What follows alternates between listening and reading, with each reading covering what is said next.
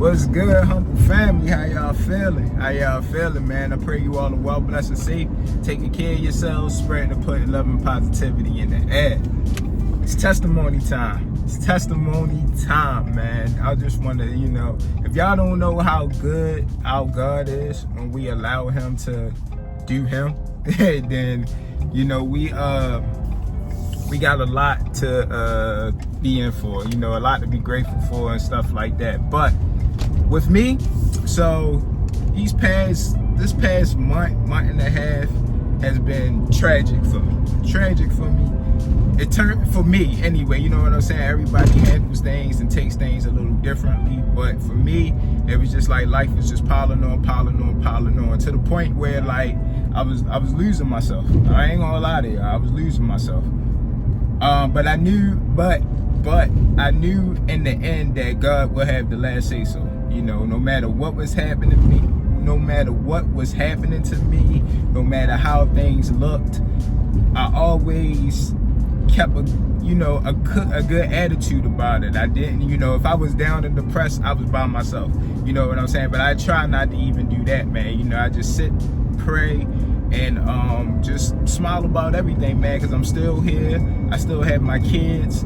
And life is good, man. Our health is intact and everything like that, man. So it's not really too much that it's a lot you can complain about, but it ain't too much when you think about it. But my car has been down for about like a couple weeks now. Basically, I have an old car. It's an old truck, 2012, a lot of miles on it. But I needed some money. Bad, so I was doing Uber Eats. Basically, I overworked it. I overworked my car. It overheated on me. The water pump was leaking everywhere. It was bad. So get that fixed was around like $1,500, right? I ain't have it. I wasn't even touching $1,500. You know what? Like, I'm touching it, but I got other bills, rent, phone, taking care of 3 people. It's a lot, right? So I didn't have it, right? And thank God for my mother. Shout out to you. She definitely helped me out with that. But my mother is in the same kind of situation I am. She don't have it either, you know what I'm saying? So, but I'm grateful enough that she was able to sacrifice to lend me the money to go ahead and get that fixed and everything. But I've been out of a car for weeks and stuff like that. God made it happen to the point where I'm able now to drive in my car. The other thing was change. It was a big change going on at work. So I do deliveries. And like I said, it was a lot of changes going around to the point where everybody was losing their routes and they was like redoing routes. So everybody was getting, basically everybody was getting put in a new situation. They was going to get new stores. They was going to lose some stores. And if you do deliveries, or if you know anything about deliveries, once you know your route, or you memorize by your route, to get a big change like that is just crazy. You know what I'm saying? And for me, I only been at this job for about 6 months now, and I finally feel like I'm getting to the point where like I'm confident in my route. Like, I know what I need to do. I know this, I know that. And for them to be like, all right, well, you know what? We changing stuff now, so it ain't gonna be the same. It's like, dang. So I was worrying myself about that. Sorry, I'm parking real quick. I was worrying. I can't park this shit. That's crazy. I messed up twice. All right, my bad, y'all. I was in the midst of doing something. But anyway, dang, what was I saying? Oh yeah, all right, bet. So with the change at work and everything, so I was, kind of worrying myself about that. But soon when I started to worry, I was like, okay, this is the time, to be confident, to be strong in the Lord, right? And that's what I told myself I was going to do. So I prayed. I was like I had 3 days left until the change came. So I prayed and I fasted for those 3 days. And man, it worked tremendously, like tremendously, like to the point where I'm trying to wrap it up. I don't want to prolong it too long because I probably really don't care. But I'm just saying, like, it worked out so tremendously that my route didn't get changed. I got the same stores, and and I lost some stores. But in my case, that's good for me because I had a lot of stores. I had a lot. So it just worked out. But I didn't want to, you know what I'm saying? Even though I had a lot of stores, I didn't want to switch up because I was so used to it. I was so used to the area. I was just getting familiar with everything. I'm giving some of the store owners my number and everything. Like, yo, you know, if you need something, hit me up, you know, and I'll be there and this and that. And I'm thinking I'm going to have to learn everything else again, be in a new area. So, man, when I found out this morning and I looked at it, and I saw that nothing really changed, I thank God, man. I just thank God so much. You know, that really made my day and really made my morning. Because when I prayed and I fasted, I didn't pray and fast to not be in a new area or anything like that. When I prayed and fast, it was for me to get prepared for it. That's what I was speaking to the Lord about. I was talking to the Lord saying, you know, I just want to be prepared for it. I know it's a big change. I know I'm gonna have a lot to do and get confused and this and that. So right now, I want to take these next 3 days to pray and fast so I can be prepared for when Monday comes. And that's just a perfect example of how God will take something and make it 10 times better. Because like I said, I wasn't expecting for him to keep me in the same area. You know what I'm saying? But I'm forever grateful that he did, man. Like, for real. I was really, really, really, really happy about that, you know? And that's that power of fasting, y'all. That's that power of prayer. That's that power of being faithful to him. You know what I'm saying? When they say God is going to give you 10 times more than what you asked for, believe that, bro. Believe it. Believe it, believe it. I just witnessed it. It's probably been plenty of other times, but I probably didn't pay attention to it as much. But like this one, man, really stood out to me, man. And it just really helped, you know? So moral of the story, what I want to get my point across saying is, when you find yourself getting worried about something or feeling overwhelmed or scared about something, it's about to sound real cliche, but pray and fast, but really do it, really mean it, really be genuine about it, really put your heart into it, and go all the way with it, man. Go all the way. God has no limits. God has no limits, so we shouldn't put any limits on to what he can do, you know?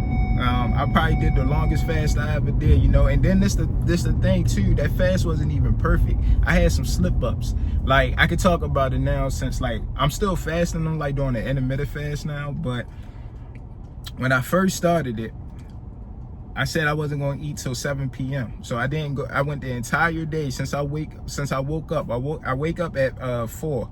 Well, really 3, but so I wake up around 3:34, okay? 3:34, wake up, a.m.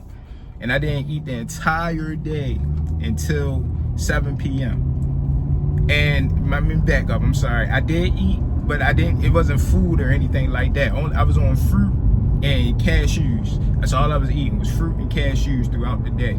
And I wasn't even eating that like that, but like if I felt a little hungry, I would. But yeah, so for the first day I did it. For the second day, I fell short on the timing a little bit. It still was a good amount of hours that I, you know, did without eating, but it wasn't until 7 p.m. It was more like 5 p.m. or something like that. Then the third day, I knew that was going to be my biggest day. I wanted to go 24 hours. I didn't make 24 hours, but I still made it to double-digit hours. You know what I'm saying? And that's what I want to explain to you. It wasn't perfect. It wasn't how I set it up to be, but I didn't look at it as a failure. I could have looked at it that second day as me falling short a little bit and be like, dang, man, you know, let me put the seatbelt on before, yeah. But I could have looked at that as like, dang, man, you know, now I got to start all over or this and that. It ain't no starting over. You know what I'm saying? Time's going to come. So let me just go ahead and finish this out. And look what he did. Look what he did. Humble family, I'm telling y'all, man, let's get serious about God. That's a lot in with God. We should have been doing that. You know what I'm saying? But let this be the message that you need to hear to be like, all right, you know what, go ahead, come up with a plan, come up with a fast, I want to do intermittent fasting every day now. You know what I'm saying? Like, I don't even, you know, it's just a lot, man, you know, and I'm gonna plan it out and stuff like that, man. But going to pray and fast, if you really at a point right now where you just feeling lost, you don't know which direction to go in, you don't know what God trying to tell you, pray and fast about it and really put your heart into it and watch him work, man. Watch him work and be aware of it. Be aware of those situations. Don't let things like that, like his blessings and stuff, pass you because it's not what you vision or you thought it was going to be bigger than what it really is. Don't do none of that. Don't let none of that pass you. Be grateful for whatever he does for you. Whatever it is. It could be the smallest thing. I don't care. He didn't even have to do that, and it could have been 10 times worse. So that's what I'm saying. Be grateful for it. Hey, look, y'all, the devil must be mad that I'm talking about God so much, so I'm giving him praise because he done made my phone overheat. Talking about the temperature too hot. Need to cool down. But anyway, man, I was wrapping up anyway, man. Don't put no limits on God of what he can do for you. And whatever he does, be grateful for it. Little thing, big thing, medium thing, I don't care, man. Be grateful for it all. Be grateful for it all. And when he sees that, man, he's going to continue to keep working in your life. You just got to be faithful. We got to stay faithful.